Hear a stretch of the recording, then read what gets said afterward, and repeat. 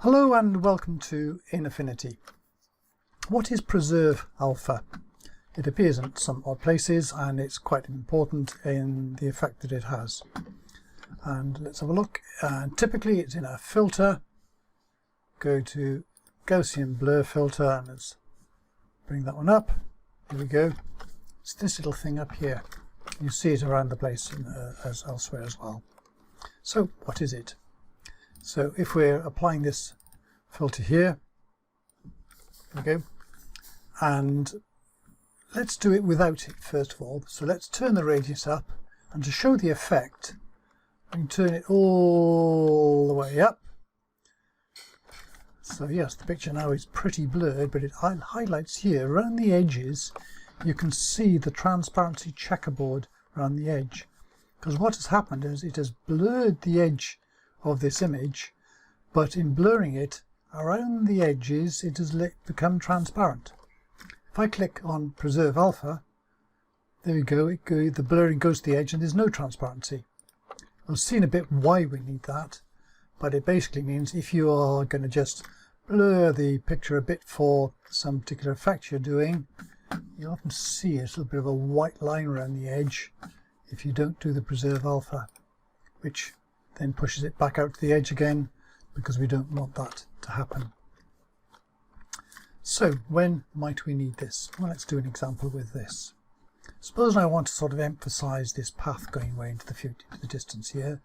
So I'll start off with the selection brush and I'll put on snap to edges. I'll use right square bracket to increase the size of this for the moment, because I'm just going to select gradually here this path, bring down the edge of the brush here, so I go up here, then use the, where is it, Alt to turn paint to turn that off again at the edges where I've missed it, and I'll take the snap edges off there and make this smaller again, just to get a sense of this going off into the future.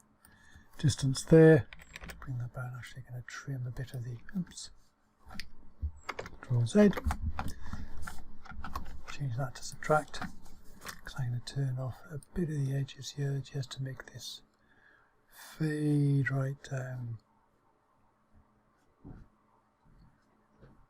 There we go. And we can spend a bit of time on this, but there it gives the idea of what we're doing with this. Because what we want to do here is just get a selection of the edge.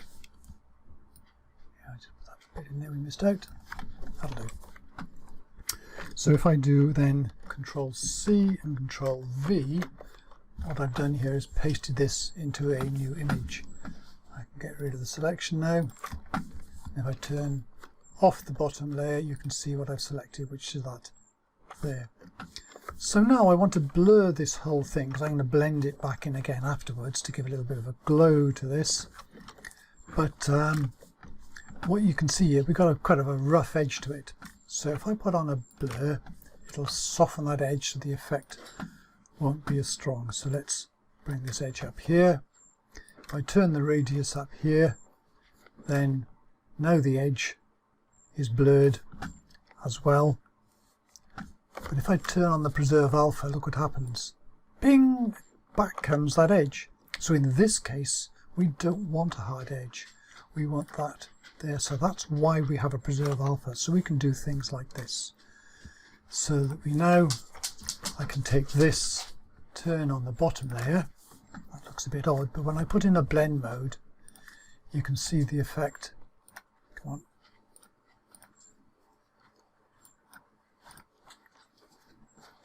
It'll turn up in a minute. There it is. I can come down here, so for example I can do a multiply and make that stand out a bit. I could do something like an overlay to make that add a bit of a glow. Maybe a soft light be better. Let's do it with that. But now you can see this stands out just a bit more. I can control it a bit more with the opacity if I think that's a bit too strong. And so I can bring this down. Say let's do that to 60. But now we can see this path more going off in the future there. So if I turn this off, You can see that it just has a little bit of an effect there, so we can play with that. But that's the reason overall is we have that preserve alpha, is so we can decide whether we want the edge to be hard or to be soft. Well, there we go. Hope you enjoyed that, and thank you very much for watching. Bye bye.